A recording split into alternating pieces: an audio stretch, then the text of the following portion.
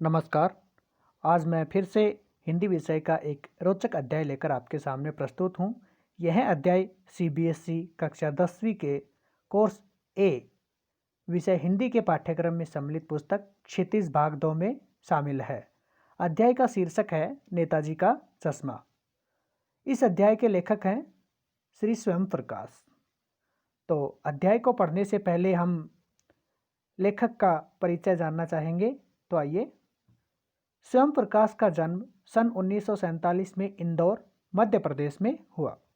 Mechanical engineering की पढ़ाई करके एक औद्योगिक प्रतिष्ठान में नौकरी करने वाले स्वयं प्रकाश का बचपन और नौकरी का बड़ा हिस्सा राजस्थान में बीता। तो दोस्तों, बताया जा रहा है कि लेखक श्री स्वयं प्रकाश जी ने अपने जीवन का एक बड़ा अरसा राजस्थान में बिताया है। फिलहाल स्वैच्छिक सेवानिवृत्ति के बाद वे भोपाल में रहते हैं और वसुधा पत्रिका के संपादन से जुड़े हैं। तो अब उनके वर्तमान के बारे में बताया गया है कि फिलहाल वे भोपाल में रहते हैं और वसुधा नामक पत्रिका के संपादन में भी आजकल लगे हुए हैं। तो आइए दोस्तों, हम पाठ की तरफ बढ़ते हैं। देखिए दोस्तों, इस पाठ का शीर्षक है नेताजी का चश्मा। मैं आपको इस पाठ के परिचय से अवगत कराना चाहूँगा। इस अध्याय में लेखक श्री स्वयं प्रकाश जी द्वारा एक शहर के एक चौराहे का वर्णन किया गया है।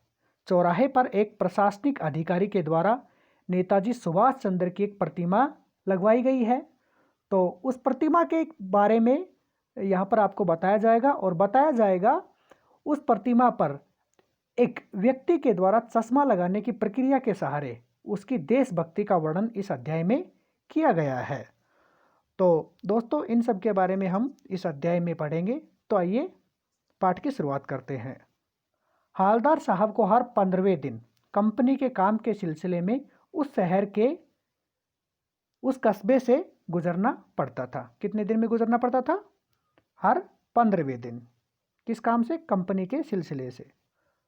कस्बा बहुत बड़ा नहीं था, यानी कस्बा छोटा ही था। जिसे पक्का मकान कहा जा सके वैसा कुछ ही मकान, और जिसे बाजार कहा जा सके वैसा एक ही बाजार था।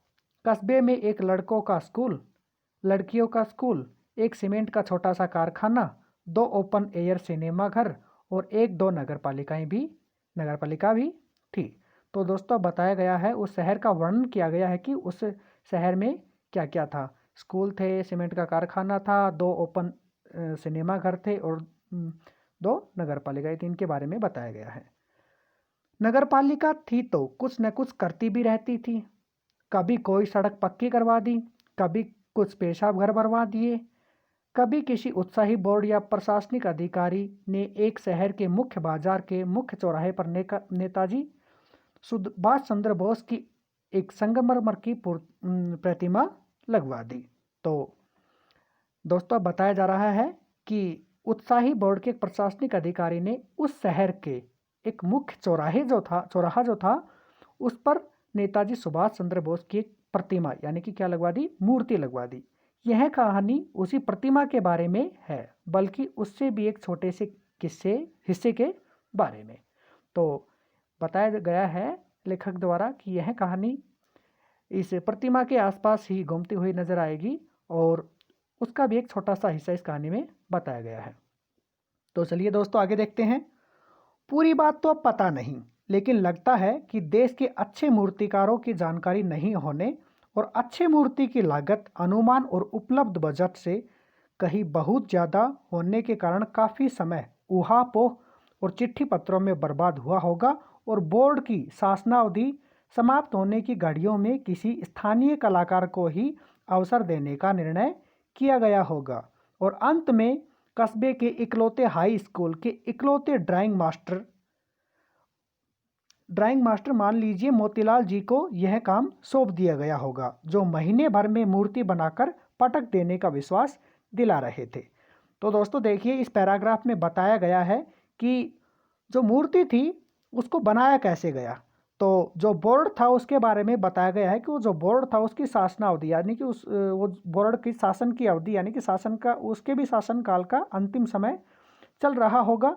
तो और ऊहापोह एक शब्द आया, ऊहापोह का मतलब होता है क्या करे और क्या न करे की स्थिति जो होती है उसे ऊहापोह कहते हैं। तो उस समय बोर्ड में भी हड़कंप मच गया होगा और उनको यह न सूझा होगा कि अब क्या किया जाए। इसलिए बताया गया है कि उस समय मान लीजिए कि मोतीलाल मास्टर जी जो थे उनको यह काम सौंपा गया, जो कि एक ड्राइंग मास्टर थे। तो चलिए आगे देखते हैं। जैसा कि कहा जा चुका है, मूर्ति संगमरमर की थी। तो दोस्तों मूर्ति किसकी बनी हुई थी? संगमरमर की। टोपी की नोक से कोट के दूसरे बटन तक कोई 2 फुट ऊंची। तो अब उसकी ऊंचाई के बारे में बताएगा। 2 फुट ऊंची थी, जिसे कहते हैं बस्ट, और सुंदर थी। नेताजी सुंदर लग रहे थे, कुछ कुछ मासूम और कमसिन। कमसिन का मतलब होता है कम उम्र का। तो अब बताया गया है कि उस मूर्ति से नेताजी कैसे लग रहे थे। वो कम उम्र के और मासूम से लग रहे थे, फौजी वर्दी में। मूर्ति को देखते ही दिल्ली चलो और तुम मुझे खून दो वगैरह याद आने लगते थे। तो अब लेखक बता रहे हैं कि उस मूर्ति को देखते ही नेताजी सुभाष चंद्र बोस के द्वारा जो दिए गए नारे थे उनकी याद आ जाती है। इस दृष्टि से यह सफल और सराहनीय प्रयास था। केवल एक चीज़ की कसर थी जो देखते ही खटकती थी। नेताजी के आंखों पर चश्मा नहीं था। यानी चश्मा तो था लेकिन संगमरमर का नहीं था। एक सामान्य और सचमुच के चश्मे का चौड़ा काला फ्रेम मूर्ति को पहना दिया गया था। हालदार साहब जब पहली बार इस कस्बे से गुजरे और चौराहे पर पान खाने रुके, तभी उन्होंने इसे लक्षित किया। लक्षित किया का मतलब है इसको उन्होंने देखा और उनके चेहरे पर एक कौतुक भरी मुस्कान फैल गई। कौतुक भरी, कौतुक भरी शब्द का अर्थ होता है आश्चर्य से भरा हुआ। वाह भाई, यह आइडिया भी ठीक है। मूर्ति पत्थर की लेकिन चश्मा रियल। तो दोस्तों देखिए, इस पाठ में लेखक द्वारा इस पैराग्राफ में लेखक द्वारा बताया गया है कि मूर्ति तो सुंदर थी, बहुत अच्छा था, लेकिन उस मूर्ति के ऊपर जो चश्मा लगा हुआ था वह संगमरमर का नहीं था, जबकि वह कैसा था? वास्तविक चश्मा था वह।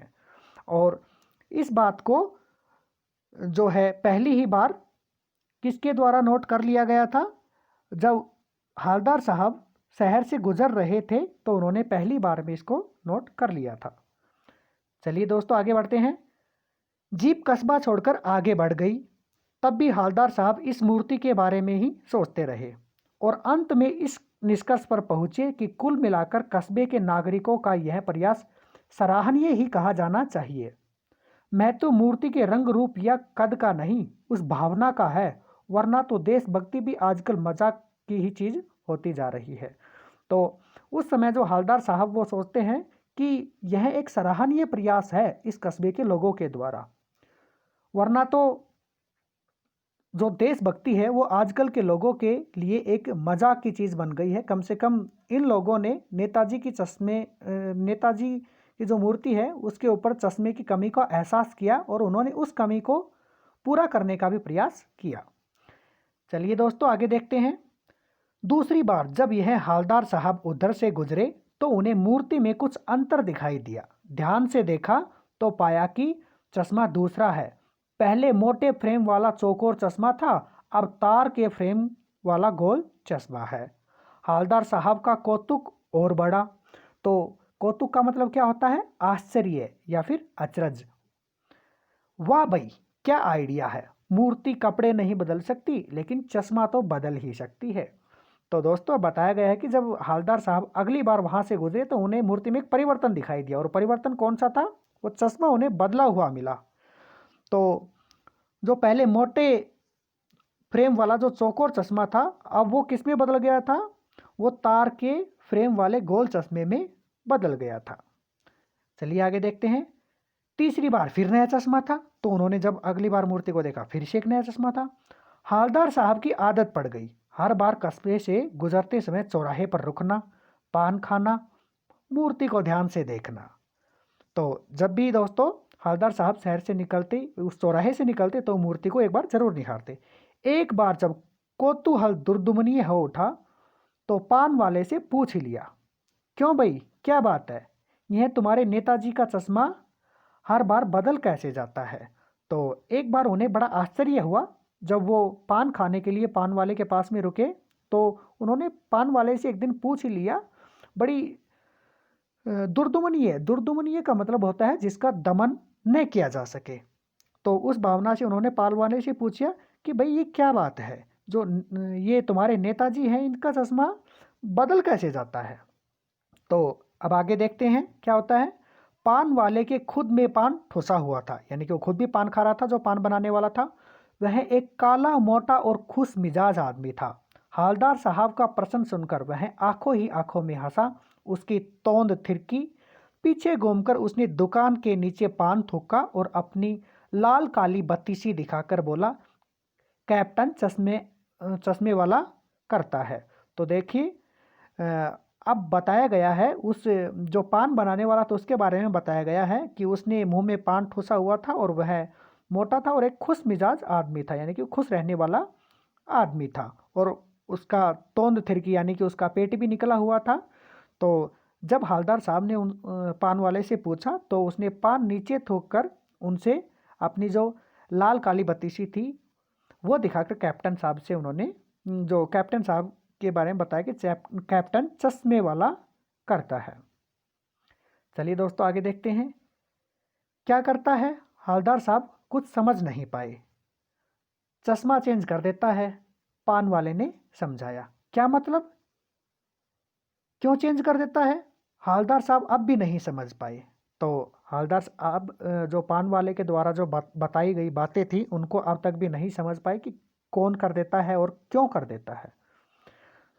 तो चलिए आगे देखते हैं। कोई गिराक आ गया, समझो गिराक, गिराक का मतलब होता है ग्राहक, जो सामान खरीदने वाला आ गया है होता है वो। उसको चौड़े चौखट चाहिए तो कैप्टन किधर से लाएगा। देखिए यहाँ पर बताया गया किधर, किधर का मतलब होता है, यहाँ पर बताया गया है किधर, किधर से लाएगा। तो उसको मूर्ति वाला दे दिया, उधर दूसरा बिठा दिया। तो देखिए दोस्तों अब चश्मे के बदलने का कारण बताया गया है कि कोई मान लो कि वहाँ पर ग्राहक आ गया होगा, उसको चौड़े चौखट चाहिए, तो अब कैप्टन किधर से लाएगा। तो उन्होंने वो जो मूर्ति वाला चश्मा था वो ग्राहक को दे दिया और मूर्ति पर दूसरा चश्मा लगा दिया। अब हालदार साहब को बात कुछ समझ में आई। एक चश्मे वाला है जिसका नाम कैप्टन है, उसे नेताजी की बगैर चश्मे वाली मूर्ति बुरी लगती है, बल्कि आहत करती है। आहत करना, आहत करना का मतलब क्या होता है, दुखी करना या घायल करना। तो अब हालदार साहब को समझ आया कि जो एक कैप्टन है यह एक चश्मे बनाने वाला है, और इस चश्मे बनाने वाले को नेताजी की जो बगैर चश्मे वाली मूर्ति है यह अच्छी नहीं लगती, यह उनको दुखी करती है।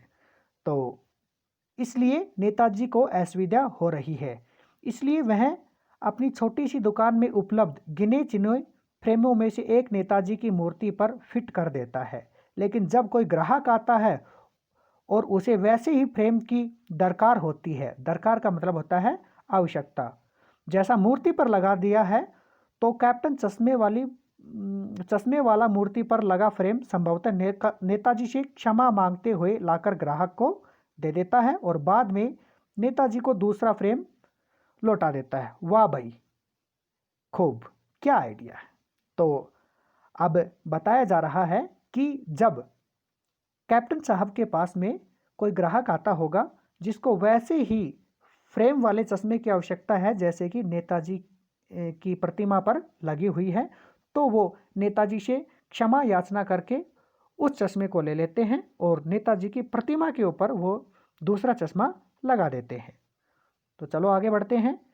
लेकिन भाई एक बात अभी भी समझ में नहीं आई। हालदार साहब ने पान वाले से फिर पूछा, नेताजी का ओरिजिनल चश्मा कहाँ गया। तो अब हालदार साहब पान वाले से एक बार फिर से पूछते हैं कि भाई मुझे सब बातें समझ आ गई, लेकिन एक बात मुझे अब तक समझ नहीं आई कि ये ठीक है जो कैप्टन साहब है ये चश्मा चेंज करते रहते हैं, लेकिन नेताजी का जो ओरिजिनल चश्मा है वो कहाँ है। तो अब इसके बदले पान वाले की क्या टिप्पणी है वो आगे देखते हैं। पान वाला दूसरा पान मुंह में ठूस चुका था, यानी कि दूसरा पान खाने में मग्न था। दोपहर का समय था, दुकान पर भीड़ भाड़ अधिक नहीं थी। वह फिर आंखों ही आंखों में हंसा, उसकी तोंद थिरकी, कत्थे की डंडी फेंक पीछे मुड़कर उसने नीचे पीक थूकी और मुस्कुराता हुआ बोला, मास्टर साहब बनाना भूल गया।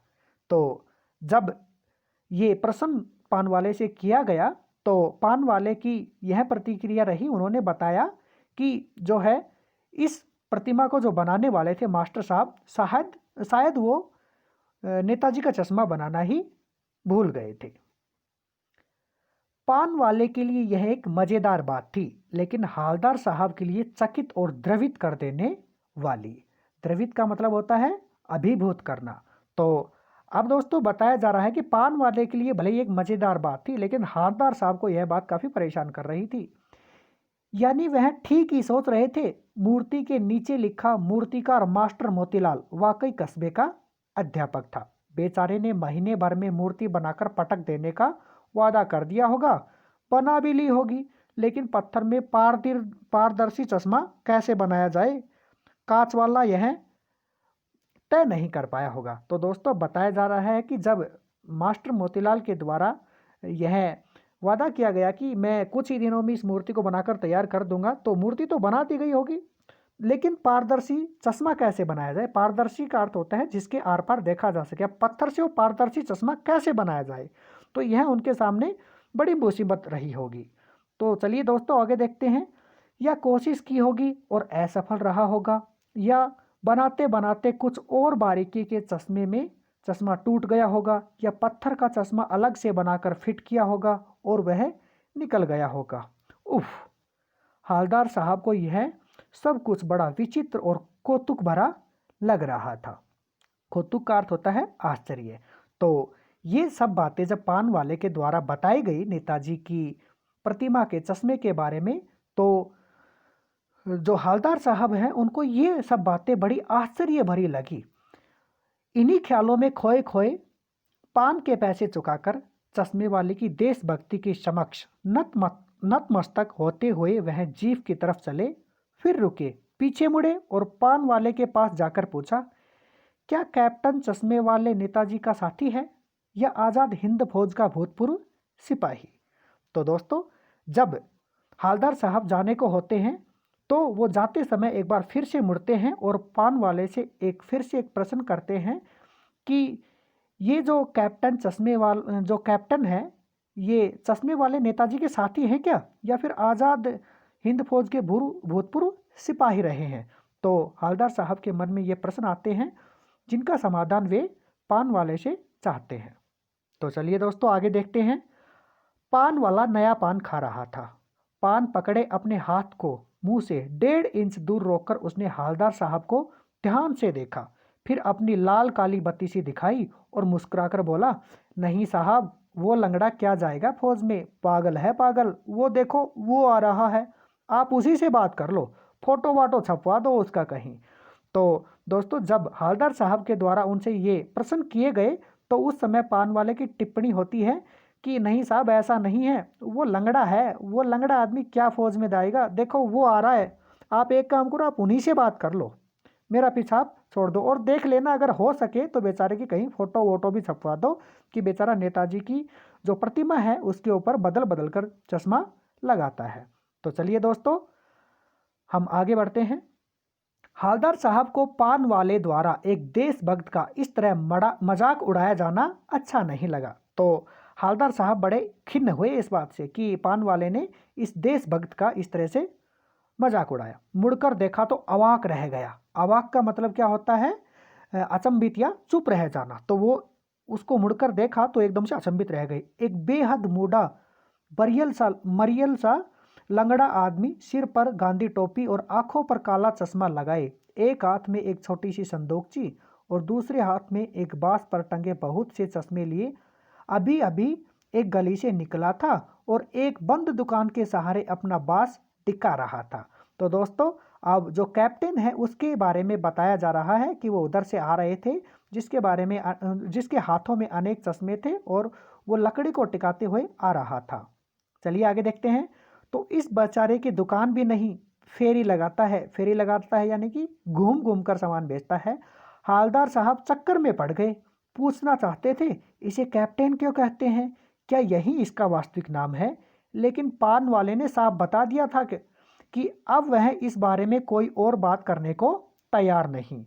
तो अब उनके मन में और प्रश्न उठते हैं कि ये जो है चश्मे बेचने वाला इसका नाम कैप्टन क्यों है। लेकिन वो इस समस्या का समाधान करने में असमर्थ थे। क्यों थे? क्योंकि जो पान वाला था उसने बिल्कुल स्पष्ट बता दिया था कि अब इस बारे में मैं कोई बात नहीं करूँगा। ड्राइवर भी बेचैन हो रहा था, काम भी था। हवलदार साहब जीप में बैठकर चले गए। तो इस सब असमंजस के बीच ड्राइवर के साथ हवलदार साहब जीप में बैठकर चले गए। तो आगे क्या होता है? 2 साल तक हवलदार साहब अपने काम के सिले में उस कस्बे से गुजरते रहे और नेताजी की मूर्ति में बदलते हुए चश्मों को देखते रहे। तो दोस्तों बताया जा रहा है कि लगातार 2 साल तक हवलदार साहब वो जो कस्बा था उसे वो गुजरते रहे और अपने काम के सिलसिले में वहाँ से जाते रहे और वो जो मूर्ति थी उसमें चश्मे बदलने की प्रक्रिया को लगातार देखते रहे।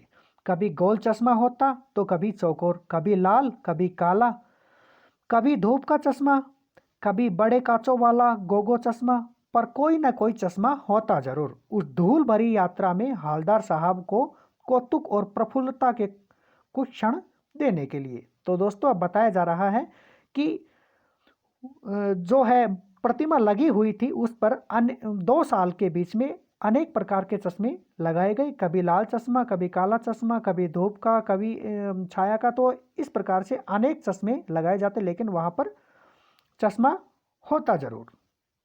चलिए दोस्तों आगे देखते हैं।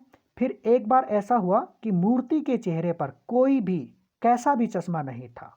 उस दिन पान की दुकान भी बंद थी, चौराहे की अधिकांश दुकानें बंद थी। तो एक दिन जब फिर से जो है वो शहर से गुजरते हैं उस प्रतिमा के पास से, तो वो पाते हैं कि आज उस प्रतिमा के ऊपर कोई भी कैसा भी चश्मा नहीं है और जो पान की दुकान जहाँ पर वो पान खाते थे वो भी बंद है और वो जो चौराहा था उसकी अधिकतर दुकानें भी बंद हैं। तो आगे क्या होता है देखते हैं। अगली बार भी मूर्ति की आंखों पर चश्मा नहीं था। हवलदार साहब ने पान खाया और धीरे से पान वाले से पूछा, क्यों भाई, क्या बात है, आज तुम्हारे नेताजी की आंखों पर चश्मा नहीं है। तो जब वो फिर से पान खाने के लिए आते हैं तो पान वाले से पूछते हैं, क्यों भाई क्या बात है, आज नेताजी की आंखों पर चश्मा क्यों नहीं है। तो पान वाला क्या कहते हैं देखते हैं। पान वाला उदास हो गया। उसने पीछे मुड़कर मुंह का पान नीचे थूका और सिर झुकाकर अपनी धोती के सिरे से आंखें पोंछता हुआ बोला, साहब कैप्टन मर गया। और कुछ नहीं पूछ पाए हवलदार साहब। कुछ पल चुपचाप खड़े रहे, फिर पान के पैसे चुकाकर जीप में आ बैठे और रवाना हो गए। तो दोस्तों अब हवलदार साहब को पता लगा कि जो कैप्टन था चश्मे लगाने वाला वो अब दुनिया में नहीं रहा। तो आगे क्या होता है देखते हैं। बार बार सोचते क्या होगा उस कौम का जो अपने देश की खातिर घर गृहस्थी, जवानी, जिंदगी सब कुछ होम देने वालों पर भी हंसती है और अपने लिए बिकने के मौके ढूंढती है। तो दोस्तों बहुत अच्छी बात बताई गई है कि उस उस देश की कौम का क्या होगा जो घर गृहस्थी, जवानी, जिंदगी अपना सब कुछ अपने वतन के ऊपर न्यौछावर करके भी उस वतन पर प्रसन्नता महसूस करती है और उस वतन के लिए बिकने के मौके बार बार ढूंढती है। दुखी हो गए। 15 दिन बाद फिर उसी कस्बे से गुजरे। कस्बे में घुसने से पहले ही ख्याल आया कि कस्बे की हृदय स्थली में सुभाष की प्रतिमा अवश्य ही प्रतिष्ठापित होगी, लेकिन सुभाष की आंखों पर चश्मा नहीं होगा। तो दोस्तों एक बार उनको ख्याल आता है हवलदार साहब को शहर में घुसने से पहले कि अब जब मैं उधर से गुजरूंगा तो नेताजी सुभाष चंद्र की जो प्रतिमा है वो वहाँ पर जरूर प्रतिष्ठापित, मतलब कि वहाँ पर जरूर अवस्थित होगी, लेकिन उनकी आंखों पर आज किसी भी प्रकार का चश्मा नहीं होगा क्योंकि मास्टर बनाना भूल गया और कैप्टन मर गया। सोचो आज वहाँ रुकेंगे नहीं, आज पान भी नहीं खाएंगे, मूर्ति की तरफ देखेंगे भी नहीं, सीधे निकल जाएंगे। ड्राइवर से कह दिया चौराहे पे रुकना नहीं, आज बहुत काम है, पान आगे कहीं खा लेंगे। तो दोस्तों अब हवलदार साहब अपने ड्राइवर से बात करते हुए यहाँ पर दिखाए गए हैं और उनकी इस वार्तालाप से बिल्कुल स्पष्ट हो रहा है कि वो बड़े ही उदास है क्योंकि आज नेताजी की आंखों पर किसी भी प्रकार का चश्मे नहीं होगा क्योंकि उस प्रतिमा को जो बनाने वाले मास्टर जी थे वो तो बनाना भूल गए थे और उसकी जो क्षतिपूर्ति है वो करने वाले थे कैप्टन साहब, वो भी आज इस दुनिया में नहीं रहे हैं, इसलिए आज मेरा भी वहाँ पर रुकने का मन है नहीं। और ड्राइवर को बोल दिया कि आज तुम वहाँ मत रुकना, सीधा आगे चलना, मैं आज देखता हूँ पान भी कहीं आगे ही खाऊंगा। तो चलिए दोस्तों आगे देखते हैं। लेकिन आदत से मजबूर आंखें चौराहा आते ही मूर्ति की तरफ उठ गई। कुछ ऐसा देखा कि चीखे, रोको। जीप स्पीड में थी, ड्राइवर ने जोर से ब्रेक मारे, रास्ता चलते लोग देखने लगे। तो दोस्तों बताया जा रहा है कि जैसे ही हालदार साहब चौराहे से गुजरने लगे तो वो ना चाहते हुए भी मूर्ति की तरफ उनकी नज़रें चली गई और उन्होंने ड्राइवर को एकदम से चीख कर बोला कि रोको। तो जीप बहुत तेज़ से जा रही थी, जब जीप एकदम से इतनी स्पीड पे जाती हुई रुकेगी तो लोग उसकी तरफ देखने लगे। और आगे कहते हैं, जीप रुकते न रुकते हालदार साहब जीप से कूदकर तेज तेज कदमों से मूर्ति की तरफ लपके और उसके ठीक सामने जाकर अटेंशन में खड़े हो गए। तो जैसे ही जीप रुकी तो हालदार साहब जीप से उतरे और उतरते ही जो प्रतिमा थी, मूर्ति थी, उसके ठीक सामने जाकर अटेंशन यानी कि बिल्कुल सावधान की अवस्था में वो खड़े हो गए। मूर्ति की आंखों पर सरकंडे से बना छोटा सा चश्मा रखा हुआ था, जैसा बच्चे बना लेते हैं। हालदार साहब भावुक है, इतनी सी बात पर उनकी आंखें भर आई।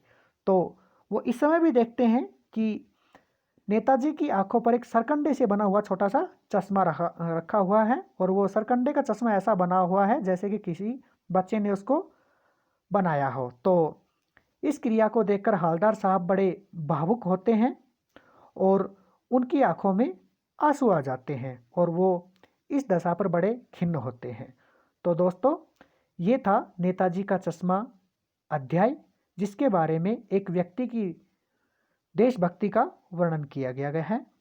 मैं उम्मीद करता हूँ कि यह पाठ आपको आवश्यक रूप से समझ आ गया होगा। धन्यवाद।